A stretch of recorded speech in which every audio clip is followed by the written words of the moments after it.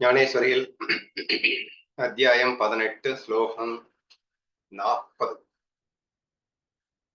39 டவுட்டாவே இருக்கு. தாமச சுகம் 39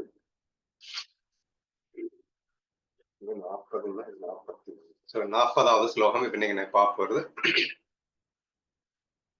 இந்த ஸ்லோகத்துல என்ன பேசியிருக்காரு அப்படின்னா, முக்குணங்கள் அப்படிங்கிறது மேஜர் இந்த கர்த்தா கர்மம் பலன், கர்த்தா கர்மம் பலன். ஸோ இதை நீங்க இந்த இடத்துக்கு போனாலும் யார் எடுத்துக்கிட்டாலும் இந்த 3 விஷயத்துக்குள்ளதான் அடங்கியிருப்பாங்க.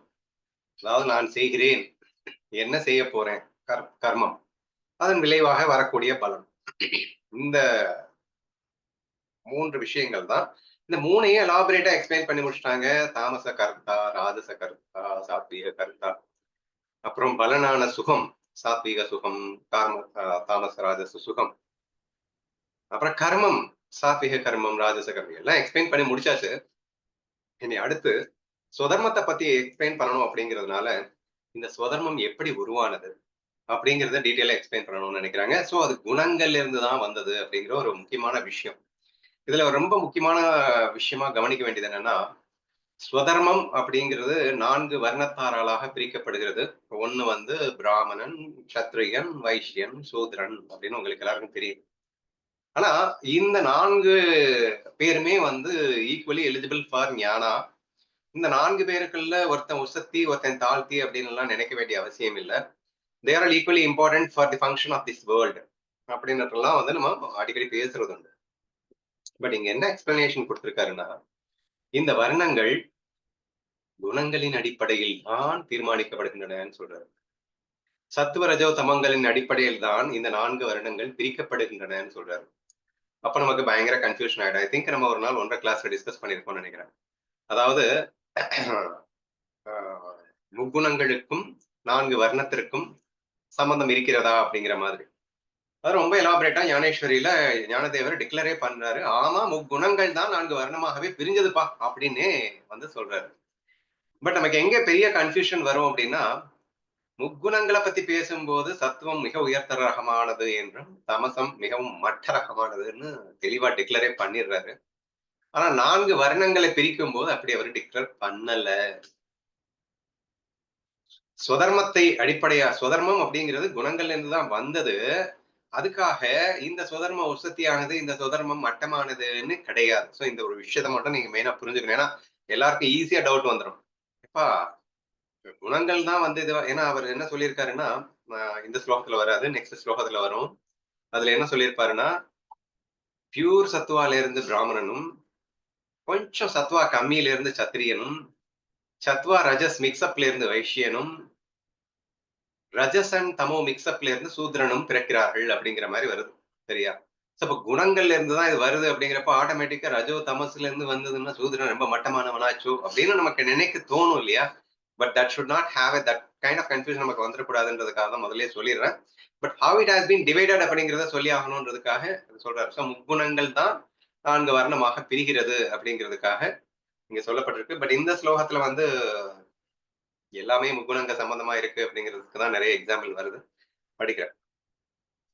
பிரகிருதியால் அமைந்த இந்த ஜகத்தில் சத்துவம் முதலான முக்குணங்களுக்கு வசப்படாததான ஒரு வஸ்து சொர்க்கத்திலாவது மனுஷலோகத்திலாவது இல்லை.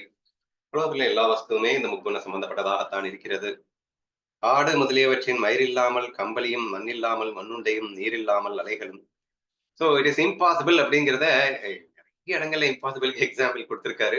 இங்க மறுபடியும் இம்பாசிபிள். இம்பாசிபிள்னா முக்குண சம்பந்தம் இல்லாத ஒரு வஸ்து நீ பாக்குறதே இம்பாசிபிள் அப்படின்னு சொல்ல நினைக்கிறாரு. அதுக்காக என்னென்ன சொல்ல வர்றாரு அப்படின்னா, ஆடு முதலியவற்றின் மயிர் இல்லாமல் கம்பளியும். இப்ப கம்பளினாலே ஆட்டோடைய முடிய வச்சுதான் பண்ணணும். நீ ஆட்டோட முடி இல்லாம என்ன கம்பளி பண்ணுவேன்னா இட்ஸ் இம்பாசிபிள் தானே. அந்த மாதிரி ஒரு எக்ஸாம்பிள். மண் இல்லாமல் மண்ணுண்டை, மண்ணுண்டேன்னு ஆயிடுச்சு, அப்புறம் மண்ணை வச்சுதானே பண்ணணும். So it is impossible. Without மண்ணுண்டை பண்றது இம்பாசிபிள். நீர் இல்லாமல் அலைகளும். Easy to understand. எங்காவது ஏற்படுவதுண்டா? அப்படியே குணாதீதப்படாததாக சிருஷ்டியில் ஒரு பிராணியும் உண்டாவதே இல்லை. whatever you see, wherever you go, you can find something. இந்த முக்குண கலவையில தான் நீ எந்த ஒரு விஷயத்தையும் பார்க்க முடியும் அப்படிங்கிறாரு. ஆகையால் நாம் கண்ணால் பார்ப்பவையாகிய இவை அனைத்தும் முக்குணங்களாலேயே அமைக்கப்பட்டவையா இருக்கின்றன என்று தெரிந்து கொள். ஆகவே பகவான் திரிமூர்த்திகளாகவும் மாணவர்கள், யட்சர்கள், கந்தர்வர்கள், தேவர்கள் என்று மூவகைப்பட்டவர்களாகவும் ஆகியிருக்கிறார்கள். இவன் தேவர்கள்ல கூட அந்த 3 குணங்களின் அடிப்படையில தான் பிரிக்கப்பட்டிருக்கிறது. தெய்வமும் தேவதைகளுமே மூவகைப்பட்டவர்களாகிறார்கள். இவ்வுலகத்தில் உள்ள கர்த்தா, கர்மம், பலன் என்ற மூவகையான வஸ்துக்களின் ஒவ்வொன்றிலும் குணவியாப்திகளால் மூவிதப்பட்டதாகவே தான் இருக்கிறது. ஸோ இதெல்லாமே ஏற்கனவே நம்ம டிஸ்கஸ் பண்ணலாம் இது வரைக்கும். இட்ஸ் ஜஸ்ட் அ கிளப்பிங்கா தான் சொல்லியிருக்காரு. இந்த ஸ்லோகத்துல பெருசா எதுவுமே சொல்லல. ஸோ ஏற்கனவே சொன்ன விஷயத்தை தான் இங்க சொல்லியிருக்காரு. அடுத்து என்ன சொல்ல போறேங்கிறத கோடிட்டு காட்டுறதுக்காக இந்த ஸ்லோகம் வந்ததா நீங்க நினைச்சுக்கோங்க. அந்த கர்த்தாக்களாகிய மனுஷர்களுக்குள் வெவ்வேறு வேலைகளை செய்வதற்கு 4 வர்ணங்கள் ஏற்பட்டிருக்கின்றன. அப்போ அந்த கர்த்தா அப்படின்னா நான் செய்கிறேன் என்ற பாவத்தோடு செய்யக்கூடிய அந்த கர்த்தான்னு சொல்றோம் இல்லையா, அந்த செய்பவன்.